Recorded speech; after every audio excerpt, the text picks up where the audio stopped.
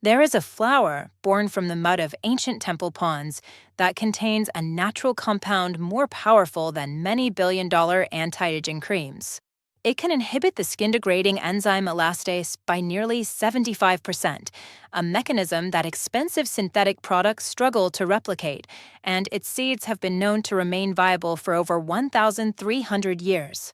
For centuries, the court ladies of Imperial Japan used water infused with its petals, not as a simple cosmetic, but as a sacred ritual to achieve a complexion as pure as the blossom itself. Then, the modern narrative shifted. We weren't taught to nourish our skin, we were taught to paralyze it with a neurotoxin, creating a multi-billion-dollar industry that depends on you coming back every few months. This ancient flower wasn't pushed aside because it failed. It was buried because it cannot be patented, cannot be controlled, and cannot create a customer for life.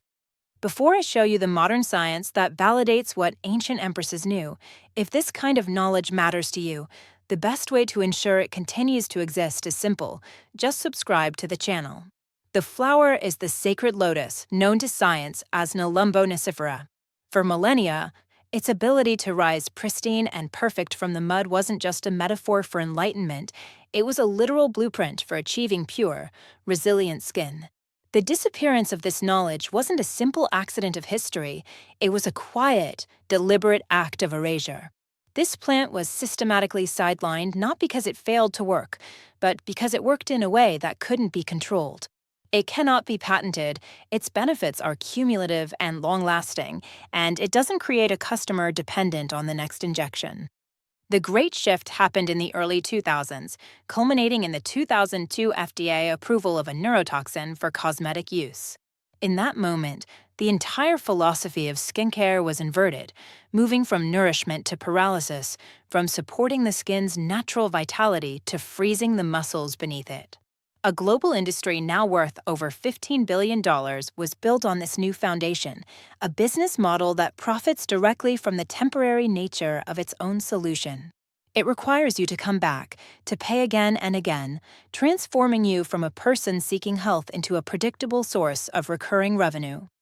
This was never about a superior technology replacing an outdated one.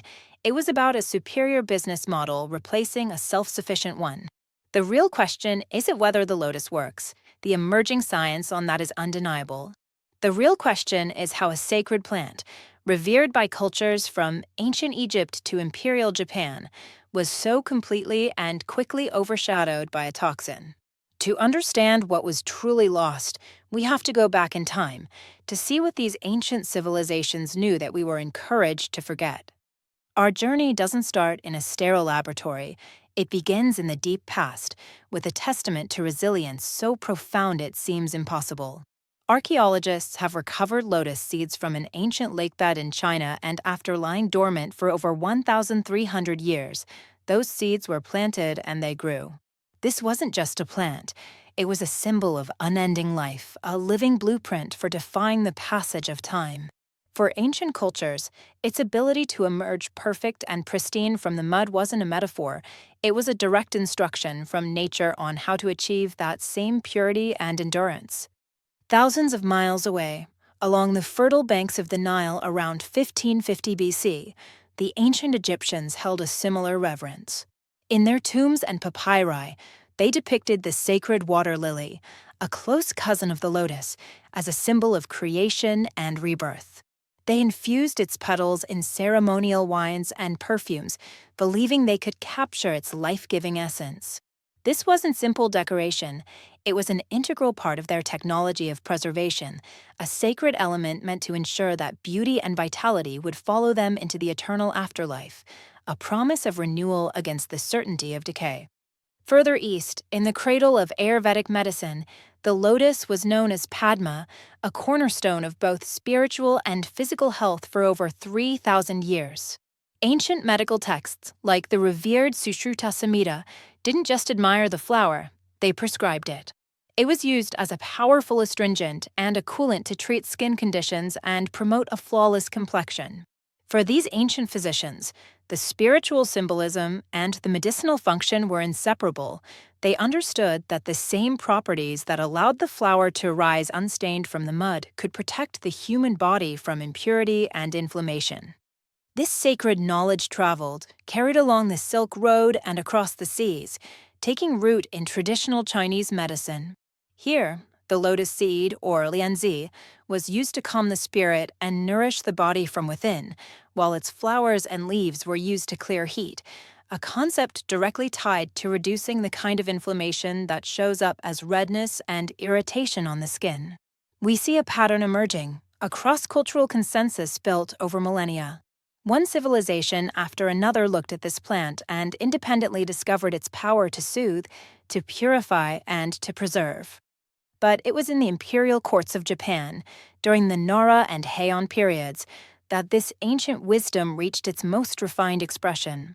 For the court ladies famed for their elaborate beauty rituals, the lotus, or heisu, was the ultimate ingredient. Using lotus-infused water as a facial tonic was not an act of vanity, it was a sacred ceremony, a daily meditation.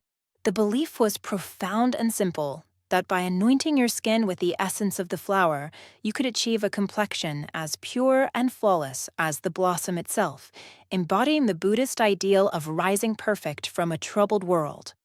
Think about that for a moment. Egyptians, Indians, Chinese, and Japanese, cultures separated by vast oceans and thousands of years, all looked at the same flower and arrived at the exact same conclusion. This wasn't a coincidence. It was a global, multi-generational human trial that repeatedly validated the same result. They knew it worked through careful observation. The only question they couldn't answer, the question we are finally able to answer now, is precisely how it worked on a molecular level. For centuries, this was a matter of faith and observation, a ritual passed down through generations. But when modern scientists finally placed the sacred lotus under the microscope, what they found was not folklore, it was a biochemical masterclass in skin preservation. A 2012 study from Kyung-hee University found lotus extract could significantly inhibit collagenase and elastase, the very enzymes that relentlessly break down the structural proteins giving skin its firmness and bounce. Another study published in the International Journal of Cosmetic Science revealed that one of its key flavonoids could block that skin-degrading elastase enzyme by nearly 75%, a result that billion-dollar synthetic creams struggle to replicate. The ancients saw the lotus emerge from the mud perfectly clean and unstained, and they correctly intuited that it possessed a profound protective power. Science now calls this power antioxidant activity. The flower is saturated with potent flavonoids like camphorol and quercetin, which act like a cellular shield, neutralizing the free radicals from sun exposure and pollution that accelerate aging. A 2009 study from Chatham National University found its total antioxidant capacity was comparable to synthetic preservatives like BHT, but without any of the associated toxicity concerns. It doesn't just repair existing damage, it actively prevents it from happening in the first place. But the defense system of the lotus goes even deeper, operating at the level of our DNA. Researchers in a 2014 study published in a leading biochemistry journal discovered that a specific alkaloid in the lotus, called nephrine, directly protects our skin's fibroblasts from the destructive effects of UVA radiation. These fibroblasts are the critical cellular factories that produce collagen, so the lotus is essentially providing a bodyguard for the very source of your skin's youthfulness. And for the flawless, bright complexion the Japanese empresses sought, science found the answer for that too, showing that lotus extract inhibits tyrosinase, the enzyme responsible for dark spots and uneven skin tone. This isn't the result of one single compound. It is a complex, intelligent system working in perfect harmony. Inside this single flower, scientists have identified a symphony of bioactive agents, potent alkaloids to calm inflammation, natural polysaccharides to lock in moisture, essential vitamins for cell repair, and a dense concentration of flavonoids for antioxidant defense. It's a multi-layered solution that nourishes, protects, and repairs all at once. This is why researchers from Mahidol University, summarizing their findings in a 2015 paper, concluded that lotus extracts possess, in their words, remarkable anti-wrinkle and skin whitening activities. The ancient empresses didn't need a lab to know it worked, they just needed a mirror. So if this ancient flower is a masterclass in skin preservation, validated by modern science, the question we have to ask is unavoidable. Why isn't this knowledge celebrated? Why isn't this extract the foundation of every major skincare line on the planet? The answer, as it so often is, isn't found in a laboratory, but in a financial statement. The global market for facial injectables is now worth over $15 billion, a market built not on a permanent solution, but on a temporary one that guarantees you will come back, again and again, for the rest of your life. A plant that works cumulatively and offers lasting benefits is not a product in this model, it's a threat. The great shift, the moment the philosophy of skincare was completely inverted, can be pinpointed to a specific date, April 15, 2002. That was the day the FDA officially approved a neurotoxin for cosmetic use, and in that moment, the goal changed from nourishing the skin to paralyzing the muscle beneath it. An entire industry was born, one that profits directly from a cycle of dependency. A single session can cost hundreds of dollars, and the effects fade in 3 to 4 months, ensuring that the person seeking help is converted into a predictable source of recurring revenue, a customer for life. This was never a battle of effectiveness, it was a battle of business models. The suppression of the lotus wasn't an overt campaign, it was a quiet, systematic marginalization executed through marketing and the manufacturing of a new normal. Billions were spent to reframe wrinkles not as a natural process, but as a medical condition requiring a prescription treatment. Terms like preventative Botox were created to make routine injections seem as casual as a haircut, while natural alternatives were positioned as unscientific, slow, and inadequate compared to the instant paralysis of the needle. It was a brilliant strategy that pathologized aging itself. Here is the simple, brutal economic truth that explains everything. You cannot patent the sacred lotus. You cannot control its cultivation. You cannot create a dependency on something that helps the skin become more self-sufficient over time. There is no financial incentive to fund the multi-million-dollar clinical trials needed to elevate it from a cosmetic to a drug, because there is no exclusive product to sell at the end.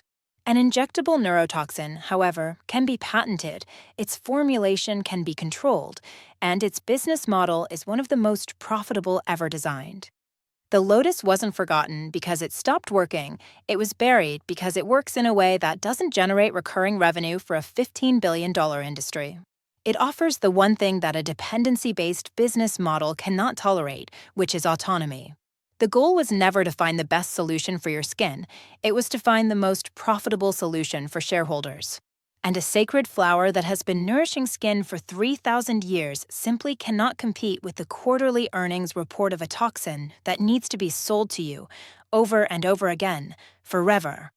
The truth is, this was never a competition between an old flower and a new technology, it was a battle between two entirely different philosophies.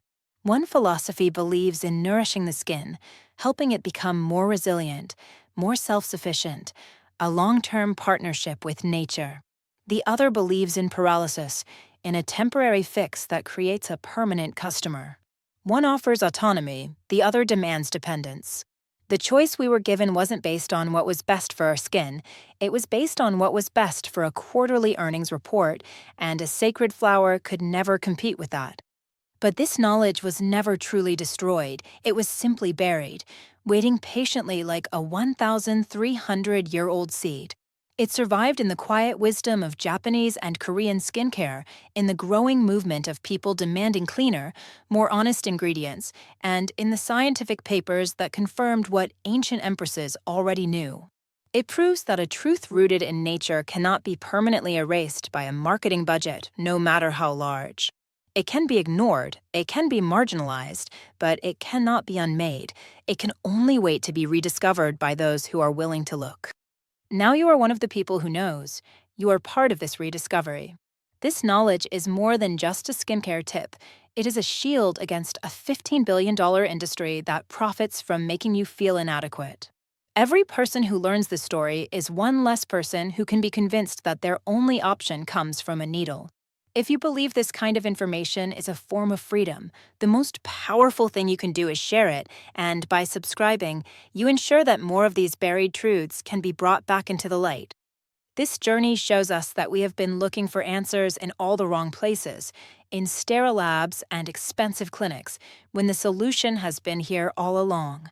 It has been blooming in temple ponds for millennia, a silent testament to the power of nature to create purity from impurity, resilience from decay. The choice is, and always has been, yours to make.